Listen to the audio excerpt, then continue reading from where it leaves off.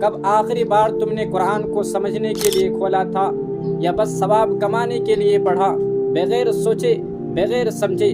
ہم کہتے ہیں زندگی میں سکون نہیں، لیکن جس کتاب میں سکون ہے وہ الماری میں بند ہے اور اس پر گرد جمی ہوئی ہے۔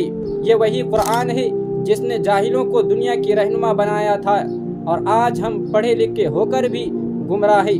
دنیا کے ہر علم کے لیے ہم کوچنگ کرتے ہیں، آن لائن کورس کرتے ہیں اور لاکھوں روپیہ خرچ کرتے ہیں، لیکن قرآن بس تیزی سے پڑھ کر ختم کر دینا کافی سمجھتے ہیں۔ پھر شکایت کرتے ہیں زندگی کیوں نہیں بدلتی؟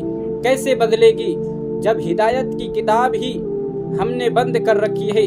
قرآن خود کہتا ہے یہ وہ کتاب ہے جس میں کوئی شک نہیں، ہدایت ہے پرہیزگاروں کے لیے، لیکن ہم نے ہدایت کو گھر کے کس کونے میں سجا دیا ہے اور اندھیرے میں راہ تلاش کر رہے ہیں۔ کیا کبھی تم نے قرآن سے خود سوال کیا؟ کیا کبھی اسے سمجھنے کی نیت سے کھولا؟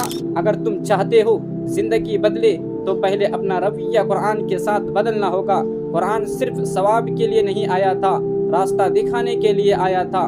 ابھی بھی وقت ہے، قرآن کو کھولو، سمجھو، اس پر چلو، ورنہ زندگی بھی کھو جائے گی اور آخرت بھی۔ جس دن قرآن تمہارے ہاتھ میں ہوگا اسی دن تمہیں روشنی ملے گی، ورنہ اندھیرے تو بہت ہے۔